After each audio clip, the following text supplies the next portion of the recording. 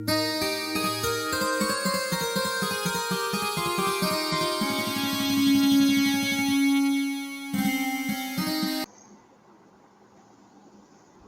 में कई बार ऐसा होता है जिसके बारे में हम कभी सोच भी नहीं सकते। हम अपने जीवन की पटकथा में कुछ और लिखते हैं और होता कुछ और ही है। कुछ लोग तो अक्सर यह कहते हैं कि मेरे साथ ही ऐसा क्यों होता है, अथवा भगवान ने मेरे साथ ऐसा क्यों किया। क्योंकि बचपन से ही हमने यह सुना है या हमें बताया गया है कि जो कुछ भी होता है वह सब ऊपर वाले की मर्जी से होता है। उसकी मर्जी के बिना तो पत्ता भी नहीं हिलता। वही हम सबका भाग्य विधाता है। ऐसी इमोशनल थ्योरी सुनने में तो बहुत अच्छी लगती है, किंतु इस पर थोड़ा विचार करने की आवश्यकता है। दुनिया में जितने अच्छे काम होते हैं तो बात समझ में आती है कि यह सब भगवान की मर्जी से होते होंगे, किंतु दुनिया में जो अत्याचार, पापाचार, धोखाधड़ी, भ्रष्टाचार इत्यादि हो रहा है, यह सब किसकी मर्जी से हो रहा है? क्या यह सब भी उस परमात्मा की मर्जी से ही होता है? वह परमात्मा जिसे हम दया का सागर, रहमान रहीम, सर्वज्ञ, सर्वशक्तिमान एवं सर्वव्याप्त कहते हैं, भला वह किसी के भाग्य में दुख लिख सकता है? परमात्मा की बात तो छोड़िए साहब, उस परमात्मा की कठपुतली कहे जाने वाले हम और आप में से किसी के भी हाथ में यदि भाग्य लिखने की बात होती तो क्या हम किसी के भाग्य में ऐसा लिखते कि वह भूकंप, बाढ़, अत्याचार इत्यादि से पीड़ित हो? क्या हम कभी कल्पना कर सकते हैं कि यदि हम सभी का भाग्य विधाता वह परमपिता परमात्मा होता तो यह दुनिया कैसी होती? जरा शांति से विचार करें।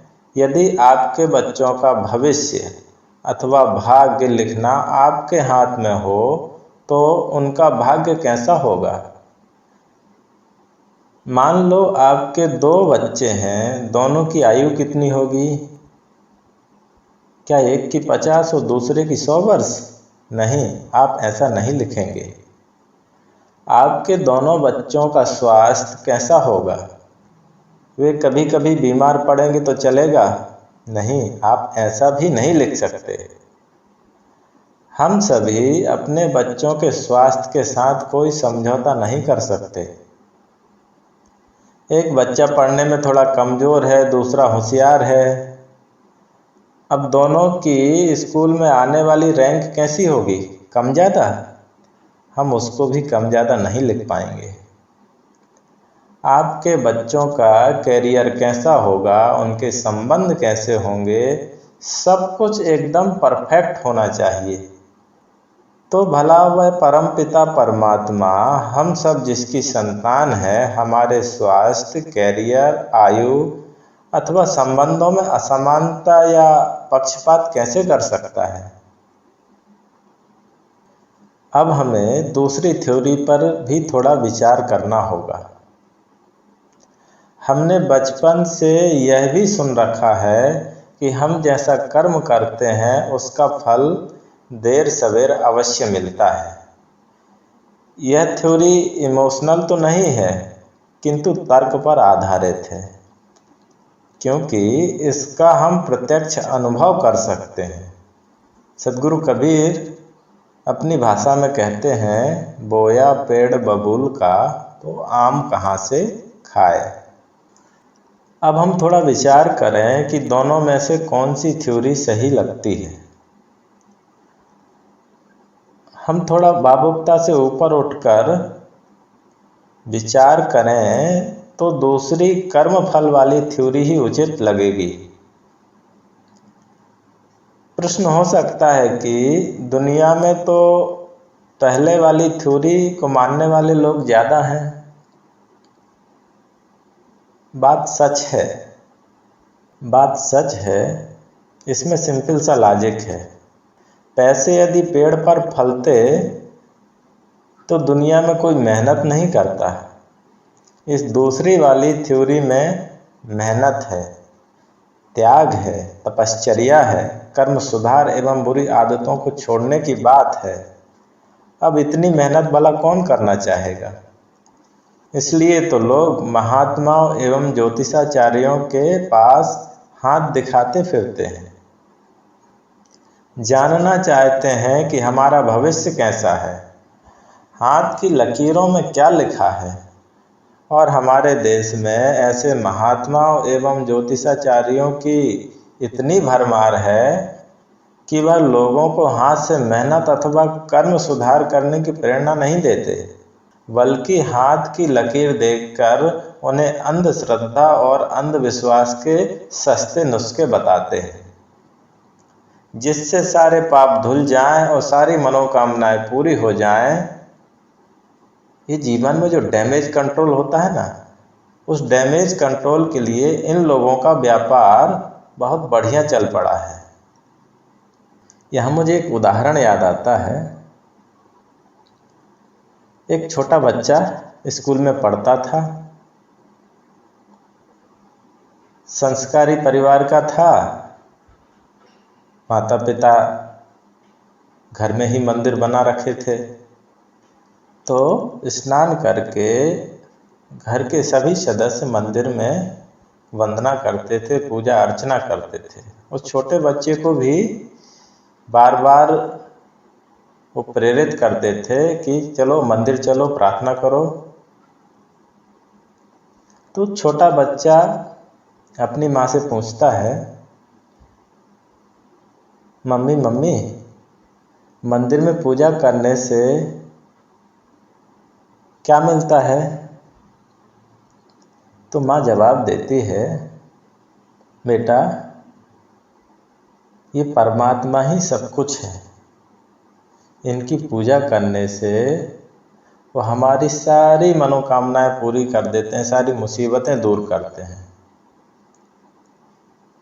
अब बच्चा अगले दिन से रोज प्रार्थना करने लगा, रोज स्नान करता, स्नान के पश्चात मंदिर में जाके बैठता और मन ही मन कुछ बोलता भी।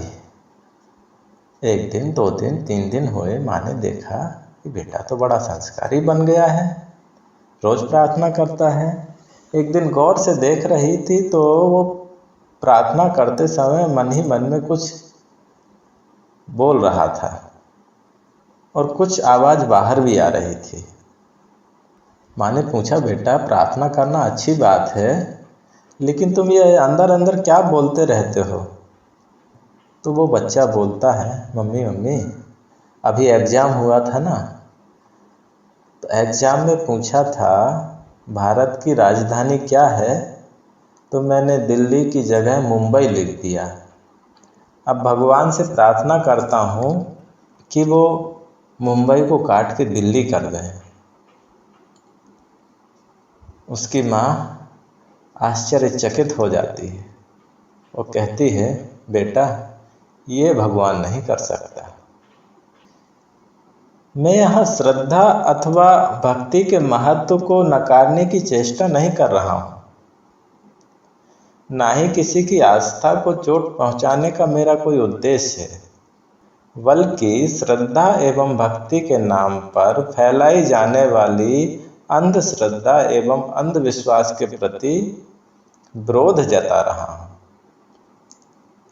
हम सभी को जीवन के प्रति जागरूक एवं विचारवान होना चाहिए, तभी हम इस जवाबदारी को समझ पाएंगे कि जीवन में जो भी शुभ या अशुभ होता है उसका जिम्मेदार मैं स्वयं हूँ। इसके लिए हम कभी दूसरे को दोषी या उस परमात्मा को दोषी अथवा जिम्मेदार नहीं ठहराएंगे। जिस दिन हम यह स्वीकार कर लेते हैं कि मैं स्वयं अपने कर्मों से अपना भाग्य लिखता हूँ, उस दिन हमारे अंदर उस साहस एवं शक्ति का संचार होगा जो हमें अच्छा सोचने, अच्छे कर्म करने एवं सारी गलत आदतों अथवा बुराइयों को छोड़ने के लिए प्रेरणा का स्रोत बनेगी और हम सच्चे अर्थों में सफल एवं सुखी जीवन जी सकेंगे।